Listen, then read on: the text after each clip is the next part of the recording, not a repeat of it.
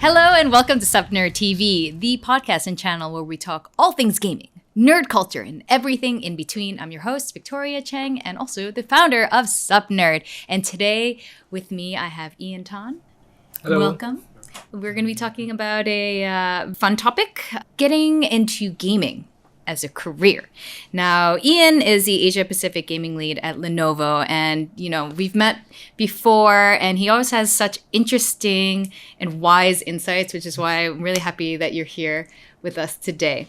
Gaming, as we know, has gotten really big as an industry, and I remember one of our previous conversations, you were pointing out that gaming was growing even before the pandemic, and the pandemic just put it on a faster trajectory to, grow even bigger, or at least given a little bit more spotlight in the media.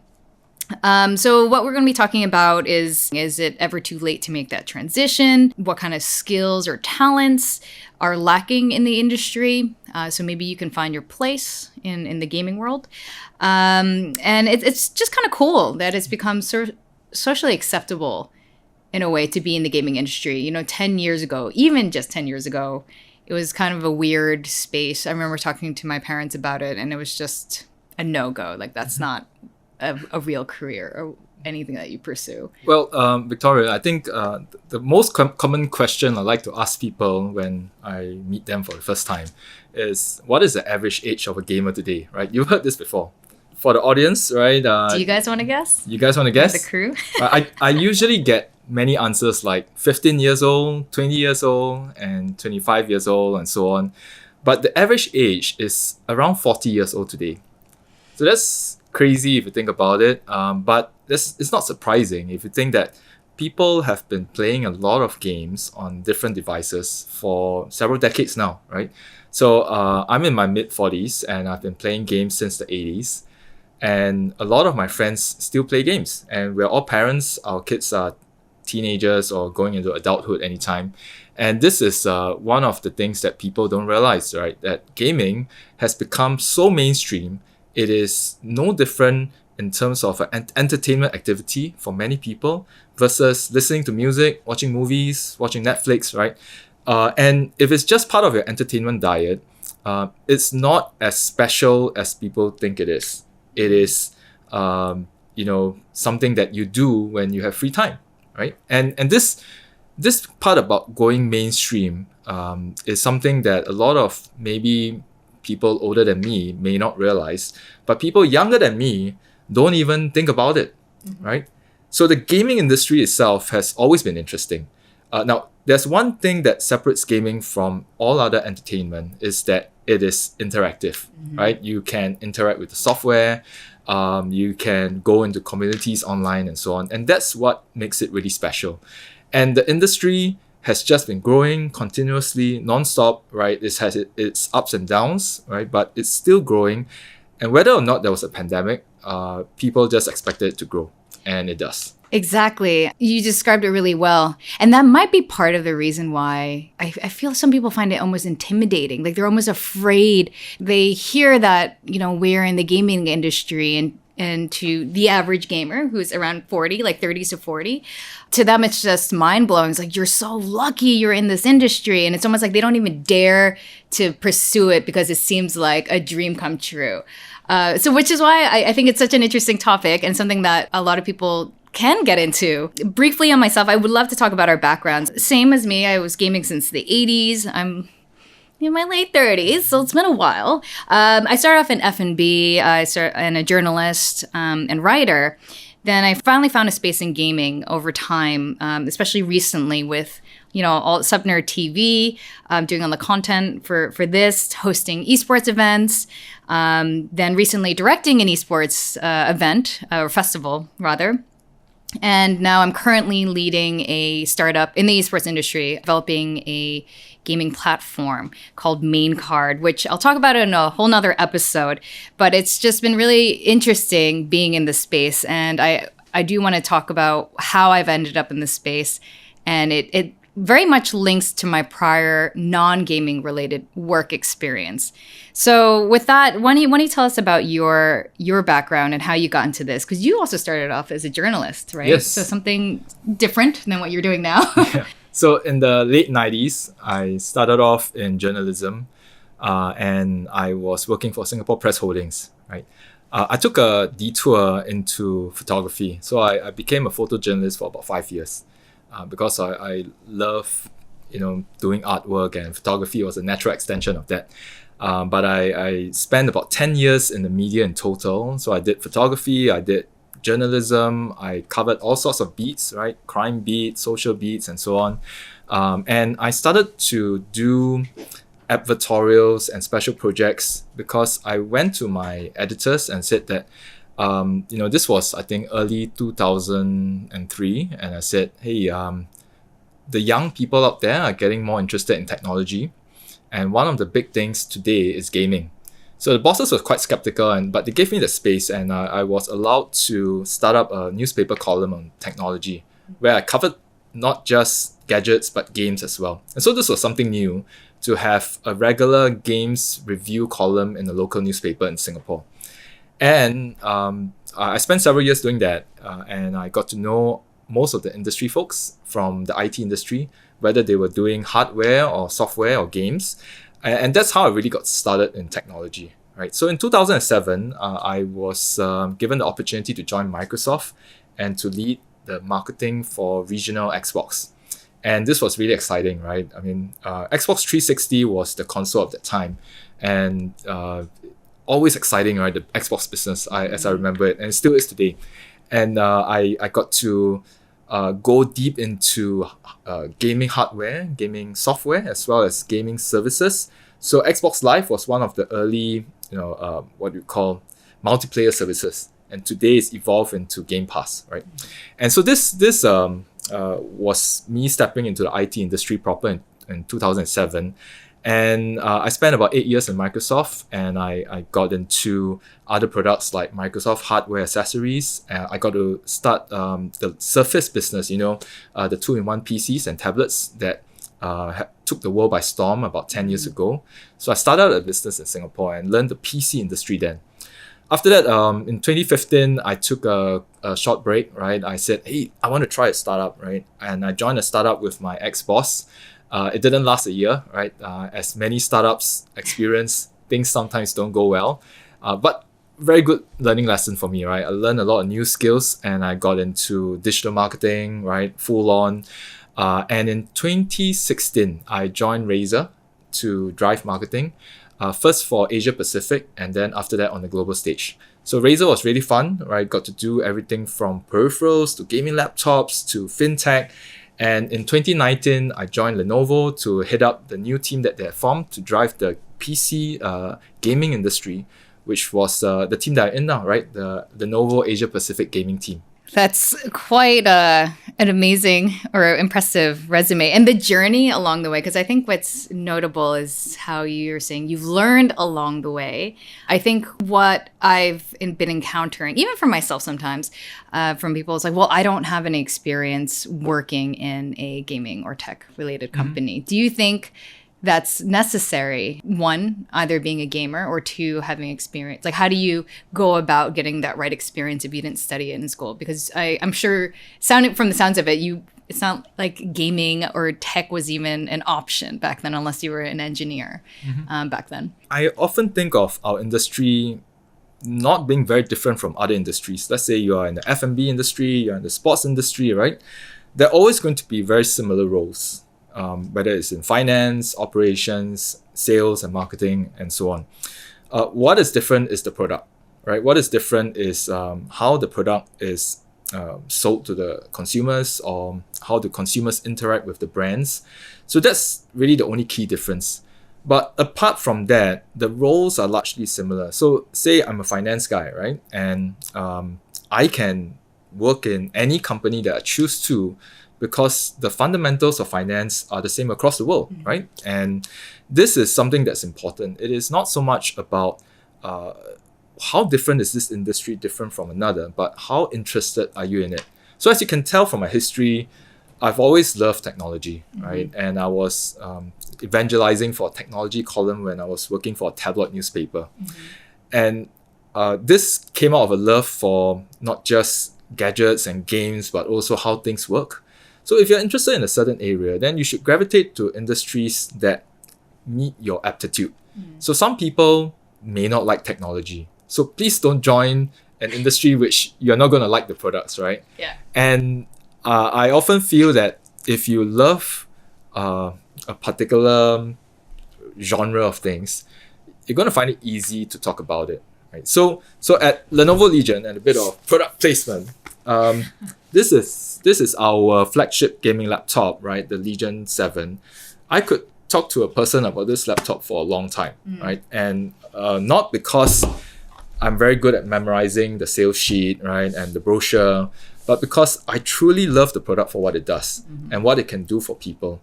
And before I joined Lenovo, a friend asked me, why do you want to join the PC industry? Aren't PCs passé? And I said, no, I think billions of people still use PCs today, and this was before the pandemic, right? And what a statement, first of all. That person's eating their words right now. And nobody knew that a few months later, right, that the pandemic would come and people would remember how useful PCs are. PCs have never lost their usefulness, but people have been using their phone so much that they kind of forgot how powerful PCs could be. So when you're stuck at home and you need to do Zoom calls, you need to create content and all this is where a PC comes in really handy. So I always knew that, but the pandemic made it easier for me to explain to people why you should get a powerful PC for your work and your play. If you're interested in a particular thing, then look for the industries where they excel in it, and you're going to enjoy your job, right? And I've enjoyed all my, occupations so far. Absolutely. I completely agree. I think, likewise, my career evolution has always reflected very much what my natural interests are, and linking it together with a skill that I had already been developing. And it might have, and like you said, marketing, journalism, heck, even hosting, it crosses multiple industries, and you do have a head start if you happen to be passionate about it. There are people, though, on the other hand, this might seem like an obvious question, but let's talk about it anyway. If you are an avid gamer and all you do is game, is that enough to make it in the industry? If there's a role where they just need to hire a person to play games all the time, then I guess you'll be suitable for that role. That's still needed. Yeah, but most companies, I believe, right, would need different skill sets. So let's go back to finance again, right? You need someone to manage the finances of the company, drive the numbers, and plan out, all the and do all the accounting stuff. So I'm not a finance guy and I don't know all the terms, but you need such specialized roles. So on top of your love for this genre, right, say technology, you must have very good skills. At least one very strong skill that would see you through different types of companies that you work with over your lifetime, right? And skills change over time. Tools change over time. Where people used to use paper and pen, today everything is digital. And how can your financial skills translate to new tools and new environments? So I think these are the two important things, right? You must like the industry and what it does, and you must have the skill or skills which you can contribute to it. Conversely, there are a large number of people in the industry, across multiple sectors of gaming and esports, who have no passion for gaming or esports, but they know it's a growing industry. How do you think this affects the industry as a whole? Do you think it matters, or it's really not a big deal, because having these skills is really very important to have? So if you're not inherently coming from a gaming background, does it really matter? Well, esports is an integral part of the gaming industry, right? But it's not the largest part of the gaming industry. So the gaming industry is split into different things like hardware, software, which are the games publishing, and a lot of services, right, which you see in subscription gaming, cloud gaming today. And esports represents the group of people who want to drive global tournaments and achieve a pinnacle in gaming skills. So over the past, say, 5 years or so, we've seen a lot of people enter this industry. Some of them really know their stuff, and I respect them a lot, and they really care for the professional gamers, and helping them reach the pinnacle of their careers and their skills. But some of them have no idea, what's really going on. But that doesn't really matter because the audience knows what's going on. So the most important thing about esports, apart from the tournaments, is the audience, right? Yeah. So if you don't have an audience, then you consider the tournament to be not a success. Yeah. And the audience knows what they want. Mm-hmm. They want to have great matches, great shoutcasting. They may or may not care about the prize pool, but the prize pool makes things more exciting. Yeah. And the audience can see through what is marketing, what is a sales pitch, and what's not, right? Mm-hmm. And so I think, rather than talk about do people know what they're talking about, I'm more interested in knowing, do the customers appreciate what is happening? And from there, if let's say, someone is trying to wing it and doesn't really know what esports is about, but keeps talking about it, at some point, he would meet the customers, right? Or people who know the game or the games. And that's where they might have a time of reckoning, with themselves and ask, what am I doing here, right? Yeah. So I think this is very important, that people know what they are getting into. So I think it's fine if you have no idea what is esports and you want to get into the industry. But what's more important is that I think you should try out the game that you are promoting. You should know and appreciate the kind of lives that the esports athletes are living. And then, once you get more into it and you understand and learn about it, you'll be able to be a better part of it.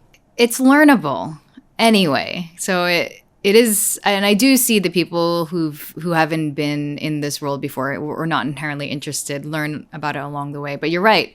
I think if you put a lot of effort into learning about it, you can excel your business or whatever it is that you're doing that much more. Mm-hmm. So, you've been at a couple of different companies now, from Microsoft, Razer, and Lenovo, and even from a tech column. What kind of skills or talents do you think are lacking right now? Like when you're looking to hire someone, or even if you're just looking amongst your team or your peers, is there a certain kind of skill set that you feel like, I wish we have more of these type of people who are coming into the industry? Well, sorry to give a generic answer, is that I think people with great skills are lacking in every industry and every job scope, right? Yeah. And that's why talent is always precious. So whether it's sales, whether it's marketing, whether it's operations, we're always looking for people who are really good at what they do. And I think if you ask me specifically for gaming, what is it that we could do more of, or what kind of skills or what kind of people could we do more of, is people who are grounded in how do you build a business for scale, and how do you connect directly to the consumers, because we are now in another age, right? In the past, you could do TV advertising, newspaper advertising, right? Traditional media, and that would be considered marketing. Today, it is more important for you to have a conversation with the gamers and the community out there to do your marketing. So some of the companies out there do a really good job of this, by having constant conversations on the platforms that the consumers or the gamers are at. And we try to do this as well. In different countries, we have our user groups, right? And we have, we have different forum discussions to hear people's feedback, right? Help them with their questions and so on. And they spend a lot of time helping each other with their own technical questions or gaming questions. So this bit about connecting with the audience, I think a lot of people may not be comfortable with this, especially, think about it, right? If a person has gone through the traditional schooling system and gone to a marketing course in an educational institution, and they're taught about all the laws of marketing and all the theories and all this, right? And you come out to the marketplace and you have no idea that you actually need to get into a community first before you start planning what your marketing campaign is about, right? So this I think is the sort of a jarring transition between education and the workplace, and maybe not just in marketing, but maybe many other areas as well, where the environment has changed, but young people are still taught in schools to do things that have become obsolete, right? Yeah. Or may not be so applicable anymore. Now, advertisements, all these are still important, but they've changed in many ways, right? They've gone from just one physical format to several digital formats, and video, audio, podcasts, and so on. All these things matter today, and it can be quite overwhelming. And well, I think a lot of younger folks who start off doing podcasting and video series like this have a clear idea of what they're getting into, but many others don't. When you're looking to hire or build your team out, do you look for like young blood, like fresh minds who've grown up in a digital age? Or do you look at the guys who have, and gals who have, decade, 2 decades worth of experience, and just gaming was always in the background as, whenever they had free time? Well, I'm switching on my computer to share with you something in a while. But first, to answer your question, it always depends. If you need to hire someone to drive, say, sales, right? And the volume of sales revenue that this person needs to be responsible for is substantial, you're going to need someone with substantial experience. If the role is scoped for someone to start off and learn the ropes, let's say it's a management trainee, right? Sure, we'll hire anyone, right? Whether they're fresh from school or they are trying to do a mid-career change. What I really look for is people who, are willing to learn and not have assumptions about things, because the world's always changing, right? Yeah. And second thing is that they must be able to demonstrate, no matter how long an experience or track record they've had, that they've been able to not just learn but execute and drive clear results. So these things are important to me, because if a person is willing to learn, he can pick up many things along the way. But if a person can learn things but cannot apply it and drive results, then he needs to get there, or he or she needs to get there. But people tend to sometimes let the age get into the way and say, oh, people are not going to give me a chance because I am middle-aged or I'm older than that, right? And I don't like that kind of thinking, and I'm always trying to learn new things in order to, sort of beat my age, right? I don't want to remember that I'm in my mid-40s. I want to remember that I'm someone who can learn new things all the time. So coincidentally, right, before this podcast today, the past few days was Chinese New Year, and I couldn't do much visiting due to the pandemic restrictions. So I told myself, right, I've been telling people that our Lenovo Legion PCs are great for not just gaming but content creation. And one of the best pieces of software out there today is called Blender. So Blender is an open source 3D animation software, and a lot of people use it for 3D and stills, right, artwork, as well as animation. So I've been telling people, hey, folks are using gaming PCs to create animation and 3D images using Blender. And I have been talking about it, but I haven't gotten into it. Right? Yeah. So I told myself, okay, I'm going to get into it. I'm going to do a course. Well, let me show you. I don't know if this will show on the screen well. A donut. This is my donut. There's a famous donut tutorial course on YouTube, right? And YouTuber, his name is Blender Guru, right? I think it's Andrew Price. He brings you through over 16 lessons, so I think it's about 8 hours in total, about how you can learn Blender from scratch, right? And how many lessons is this? This is about 16 lessons worth, wow. Right? So each lesson is about half an hour. So I watched the video, and I'm creating the 3D models and learning how to model it at the same time, and so on. And I was really happy, right, to finish this after 2 days, because wow, I've finally done my first piece of 3D animation.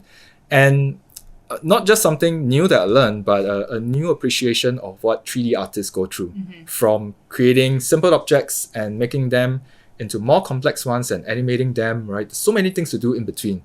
So when you try new things, you gain an appreciation of what skills are needed in today's workplace. And the metaverse is coming. Everything's going to be 3D objects, right? So are we going to be able to create our own 3D objects, right? And so on.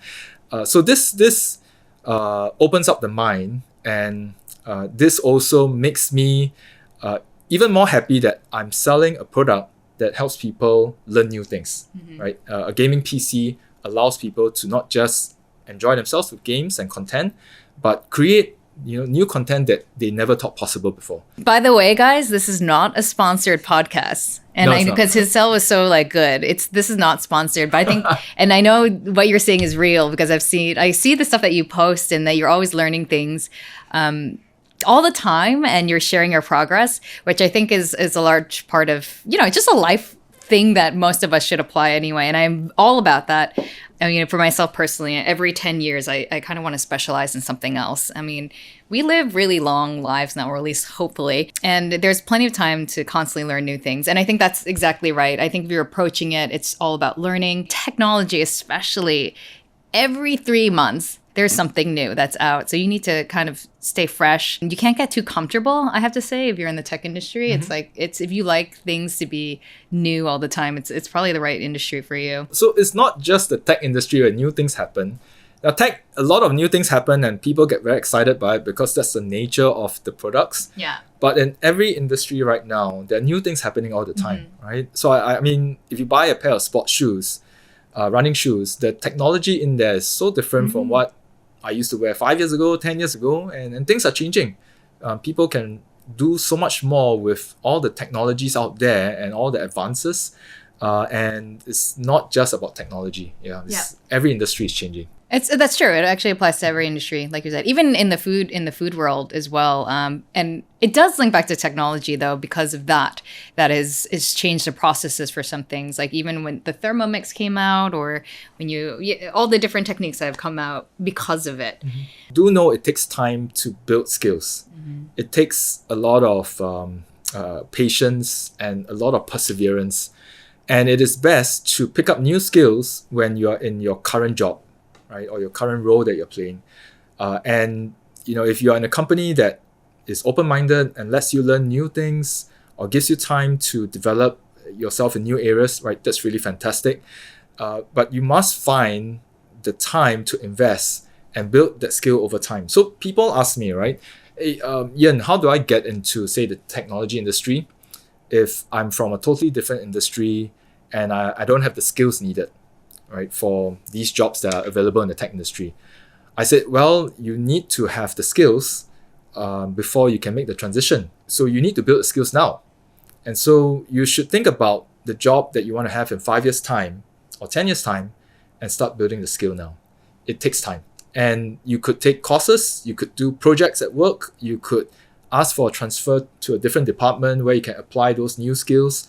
You could get mentors, right? And so on. There's so many things you can do to build up a new skill, but you must start early and not when, you've come to your midlife crisis or, the industry has disappeared and you say, okay, I need to join this other industry now and the skills that they need are different and you're starting from zero, right? It's going to take some time to build up those skills. So I think everybody should think about in 5 years or 10 years, right? What are the things you would like to do? Nothing's ever certain, but good to plan towards that and start building those skills now. Yeah, it's never too late to start, but probably start now. And I think this is general career advice. 5-10 years. I know some people find that daunting, like, oh my God, that's so much work. It's so far away. But before you know it, I mean, COVID's already been 2 years, right? Yes. So it'll fly by and you never know. I think the moment you start getting ready for it, you never know when that opportunity drops into your lap and you're already, on your way to learn. Yeah. So any other parting tips or advice before we wrap up today's episode? One common question I get is that, hey, if I want to join the tech industry or the gaming industry, do I need to know coding? Right? I don't know why people ask that, but it's very common. The answer is no, you don't need to know coding. And people are surprised when I tell them that I can't code. Coders are very valuable developers. They have a huge community and they learn and they create a lot of new things. So coding is very important to the technology industry. Yes. But it's not the only part of it. Yeah. So there's sort of a misconception out there that if I'm not into computer programming and I can't do coding or haven't gone for a coding course, right, I can't join the tech industry. But why do people have these assumptions? I don't know, right? So I love working with developers, and yet I don't do any coding at all. So this is something which just word of advice to everybody. If you have an idea of what may be stopping you from going into a particular industry, go test those assumptions. They may not be true. Yeah, figure out what you like and work on it. I think if you don't know anything about that particular topic, go learn. Just learn a bit and see how it is anyway. So at the very least, you can appreciate it. Like you're saying, now you understand where an animator or artist might come from now that you've experienced it yourself. I think this applies for multiple industries. And I think if there's one takeaway from any of this is that, like you said, gaming is not any different than any other industry. It's exciting because it seems like, how can this thing that has been seen as almost as a waste of time or something that you do for fun be a career? But I think you just need to completely shift your mindset and think about what skills you have now or what you've been studying and how you can kind of apply it with your love of gaming. So, I mean, that's what I've done. Obviously, you've done that as well and learned along the way. So, and I think the cool thing is that, like you said, that you pioneered that tech column at SPH. I think this is Mediacorp's first gaming podcast as well. So it's still a newish industry. It's been around for a while, but it's still a new enough industry that you're not too far behind. So I don't think you have to feel too bad about getting involved now if it's something that you're really interested in doing. So thank you so much, Ian. Thanks, Victoria, for joining us today. Is there's any like tags or shout outs if people want to get in touch with you? Well, look for me on LinkedIn. I look the same in photos as well as on this podcast. So look for Ian Tan, right? I work for Lenovo, and happy to chat with anybody who has questions about the technology or the gaming industry or what I do. And I wish everybody a great career ahead of them. Thank you, Ian. And I'm just so glad you joined us today. Like I mentioned to you guys, he's always had very interesting insights, and he's been on other podcasts as well. So definitely look out for Ian. All right, so we have a video version of this podcast available on YouTube and MeWatch. And if you want to put a face to our lovely voices and see what Ian looks like, so you can find him on LinkedIn, check us out on YouTube, SupNerdTV. Links are also in the description. Subscribe to us on MeListen, Spotify, Apple Podcasts. And if you want to get in touch with us, send some feedback, suggestions for the next week's topic, hit us up on Instagram at SupNerd.tv or myself at Victoria Cheng. And yeah, see you later, nerds. Have a great day.